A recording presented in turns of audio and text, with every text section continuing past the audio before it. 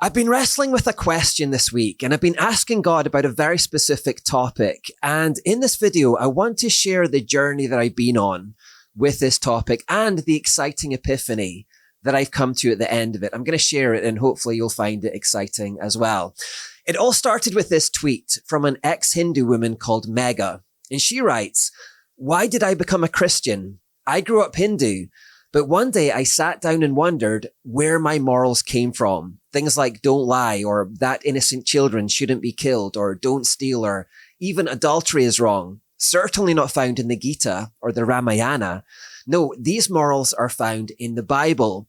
And when I met Indians who had not grown up with any influence from traditional Western culture through literature or art, they were far more okay with all kinds of sin. Lying like they breathe, stealing if they could get away with it. 90% of Indian aunties I met admitted to having had an abortion. I was disgusted. Then I realized I was blessed to have had some exposure to a reflection of the light. And when I went in search of its source, though it indicted me, though it was painful at times, after I had my first child, I realized I needed it in order to confidently raise my child with a sense of right and wrong. So I got baptized." Why am I saying all this? Because for 48 hours, I've been receiving a hate barrage from Indians saying I betrayed my heritage. Sorry, I don't want a heritage of sin. I'd rather make a new one. Go cry about it to someone else. So the bit that got me thinking in this tweet was this last part, where she says that Indians were attacking her for, quote, betraying her heritage. You see, for the past few months, we've been occasionally wrestling on this channel with barriers to pursuing the truth. That doesn't sound very concise, but things that stop people from pursuing the truth with all their heart. You see, human beings are not always reasonable beings or logical beings. You expect that if you show people the truth, then they would want to follow it with all their heart, but that's not always the case, because there are psychological forces, very strong psychological forces at play, that can cause people to want to deviate from the truth, or to hide from it, or to even hate the truth. And so how do we break through those barriers so that people will follow the truth wherever it leads? We've been thinking about this in the past couple of months. Now, one of the barriers I talked about is the barrier of worldview collapse. This is a very strong hindrance to people following the truth. Back in September, I talked about how human beings build their worldview, and it's a bit like building a house, and it starts with foundational ideas, which tend to be religious, and then on top of those, we build other ideas, and then on top of those, we build other ideas, until gradually, idea by idea, brick by brick, we construct our entire worldview. And I said that it's quite easy to get people to change their minds on recently acquired ideas, because you can just remove those ones from the top and the general structure remains intact. That's fine. But it's incredibly difficult to get people to rethink their older and more foundational concepts, because if you remove them, the entire worldview, everything they've built their life upon, begins to collapse. And that creates a sense of confusion and disorientation, which is incredibly distressing and scary to humans. We hate this idea of not really knowing where we are. When everything that you believe is collapsing around you, you find yourself floating in a kind of abyss, and it's just incredibly disconcerting. And we want to avoid that feeling at all costs. So this is why, after a certain point of worldview building, people stop pursuing the truth wherever it leads, and they begin to succumb instead to confirmation bias. They're now not open to ideas that might challenge or shatter their existing structure, because for that to happen and then to rebuild it, that would be just too disorientating and too costly. There comes a point in the process of worldview building when they'll begin to look not for truth wherever it leads, but only for information that agrees with what they've already built. And this means hiding from some truths, even hating some truths. You may have experienced this as a Christian talking to a non-Christian, where you begin to present the truth about Jesus Christ, and the atheist or the agnostic, whoever you're talking to, gets very defensive and angry with you, and they're beginning to panic even a little bit. You can see it. They're beginning to panic because they can feel you shaking their worldview, and it's incredibly scary and unnerving. So they'll kind of lash out at you, and they begin to stick their fingers in their ears and kind of say, la, la, la, la, la, because they're scared of what you're saying. They're scared that it's going to shatter their worldview and they're going to have to rebuild. and start again. So that is one huge barrier to people coming to the truth of Jesus. They are scared to go through that process of worldview collapse and paradigm shift and then reconstruction upon the words of Jesus Christ. But this tweet introduces another huge barrier to the pursuit of truth, and it's the barrier of heritage betrayal.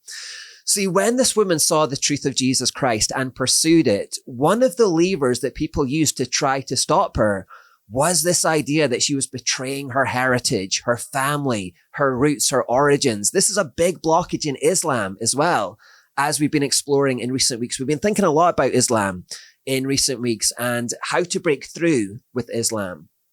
Many Muslims are held in Islam by this feeling that to leave it would mean betraying heritage and family and culture. That is a strong pull. That's a strong reason why they would want to stay in Islam. And it means that many Muslims will deliberately hide from the truth about Islam. This is why when they hear the truth about Muhammad, that he was a violent, murdering, enslaving, pedophile warlord, they start to panic when they hear this. They get very defensive and angry and they'll lash out because they can feel their worldview shaking. And they know that if this is true and if they leave Islam, it's going to be very costly, not only because it's going to mean the collapse of their worldview and they're going to have to rebuild, but also because it's going to feel like a betrayal of heritage and a betrayal of family. Now, as it happens, as I was mulling this over, I saw this speech from J.D. Vance. I assume a lot of you will have seen this already a few days ago. But J.D. Vance, who is a follower of Jesus, but whose wife is a Hindu of Indian origin, was asked how that works between them. And he said he wishes that his wife would become a Christian. Now, most Sundays, Usha will come with me to church. As I've told her and I've said publicly, and I'll say now in front of 10,000 of my closest friends, do I hope eventually that she is somehow moved by the same thing that I was moved in by church? Yeah, I honestly do wish that, because I believe in the Christian gospel, and I hope eventually my wife comes to see it the same way. From a Christian perspective and from a logical perspective, it is completely natural that J.D. Vance, who knows that Jesus Christ is Lord, would want his wife to be saved also. He wants her to follow the truth so that she might also share in eternal salvation. That is a completely natural and loving thing to want for your wife, that she might have eternal life. But so many people responded to this by saying, he's disrespecting her Indian heritage. How could he do this? This is her heritage. She can't leave her heritage. How could he possibly ask her to leave her heritage, of all things? Now, as I've said, I've really been thinking about this over the past week or so. How do we communicate to the world that A, Jesus Christ is worth the momentary tumult of worldview reconfiguration, and B, how do we move past this idea that if you're from the Middle East, you must be Muslim because this is your heritage? If you're from India, you must be Hindu. If you're from the Far East, you must be Buddhist because this is your heritage. And your heritage must shackle you and cause you to want to hide from the truth and stop you from pursuing the truth with all your heart wherever it may lead, because this is your heritage and you have to stay within the confines of your heritage. How do we communicate to people to simply pursue the truth wherever it leads with all their heart, regardless of where they come from? You know, Jesus Christ is the way, the truth, and the life for all mankind, and nobody comes to the Father except through him. If people from Middle Eastern backgrounds, North African backgrounds, Indian backgrounds are to come to Jesus in significant numbers, I think it would be helpful if we could break through this heritage concept that says because their parents and grandparents believe this other stuff, they have to also. They're not allowed to follow the truth wherever it leads, and especially if it leads to Jesus, because they are shackled by their heritage. You know, it's interesting that Jesus himself told his followers that there would be a cost in following him. And a part of that cost would mean setting one generation at a variance with the generations before. I'll put up a verse here and you can go and check that out. That it would mean breaking this way of thinking. Jesus said that that would be a cost of following him. Well, as I've been thinking about this, on Sunday morning, I was asking all these questions of God, like, how do we break through this? And on Sunday morning, I was listening to a sermon from a guy called Tim Hayward, who works for Open Doors. And he told a story on Sunday morning where I really felt that God was grabbing my attention and talking to me and giving me at least a partial answer to this heritage problem. Farah in North Africa said that when her father told her that she had abandoned her heritage and her background, for a while this idea really depressed her, until a friend took her to some ruins where another young woman in the early days of the church, hundreds and hundreds of years before, had been put to death by the Romans for her faith in Jesus. And Farah actually told me that her spirit was lifted at seeing this place, because she realized that far from betraying her roots in this country, in some way she'd returned to them. Here was a young woman who had been put to death long before Islam ever reached her country or ever even was dreamt of. And here she was standing in the shoes of this sister from long ago, also being rejected for following Jesus. Here was where she belonged. So this girl, Farah, from North Africa, converted to Christianity from Islam. Her father told her she was betraying her heritage, and this really depressed her and weighed heavily on her for quite a while, until she visited some ancient pre-Islamic ruins in her own country and realized that actually Christianity was in North Africa first. Before the Muslim conquests, Egypt was Christian, Tunisia was Christian, Algeria was Christian, Morocco was Christian, Libya was Christian, Syria, Lebanon, Iraq, Turkey, Jordan, Saudi Arabia, and the Gulf states were all Christian long before Muhammad came on the scene. 600 years, centuries before Muhammad came on the scene, all these nations were Christian. When she realized this, it no longer felt like turning away from her heritage to follow Jesus. It felt like coming home to follow Jesus. And when I heard this, it felt like such an epiphany. I'll leave Hinduism and Buddhism to the side for a moment and focus on Islam. Because when trying to reach Muslims from the Middle East and North Africa, we actually have a really powerful way to break through this whole heritage argument, which is to say that actually Christianity is your heritage. And indeed, Islam stole your heritage. You should be furious with Muhammad and his band of warriors. If you're from North Africa and the Middle East, your ancestors were Christian for centuries before they arrived, for hundreds of years. That was until Muhammad, this murderous, slave-trading, pedophile warlord and his armies, came and killed and enslaved and oppressed and subjugated your ancestors and forced them to live under this oppressive Islamic rule under pain of death. Islam is the intruder into these countries. It's an occupying force. It's an alien culture. It's not yours.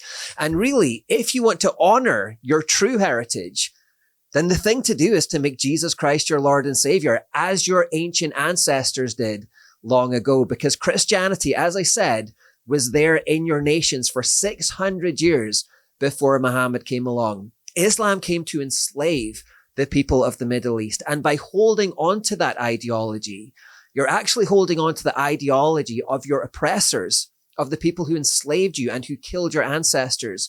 If you want to return to your true heritage and discover the blessings of living in a Christian nation, then you must throw off the shackles of your oppressors. You must throw off the shackles of Islam and return to Jesus, your true heritage. I think that's a really powerful message. And if you do, I have no doubt that the Middle East will then begin to flourish. You may have seen videos like this that show how Islam came and ruined previously beautiful cultures. Many of them, as I said, rooted in Christianity.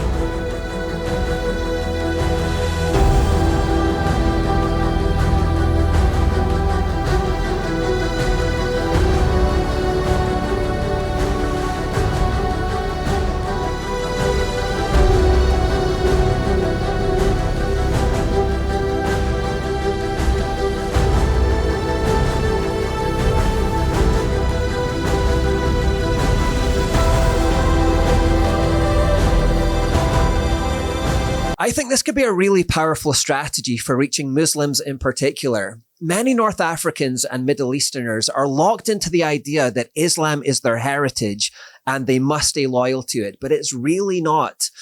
Islam is an oppressive force that conquered their ancestors and that killed them and subjugated them and enslaved them and robbed their lives of beauty and joy. They should feel furious with what Islam has done with their previously beautiful cultures and countries. And perhaps if they are shown that their true heritage lies in Jesus, it would make it much easier for them to take that daunting leap. People from the Middle East and North Africa, coming to Jesus isn't abandoning your heritage. It means coming home to where you really belong. Islam has held you back and held you down for many centuries. It's time to let it go, and it's time to come home.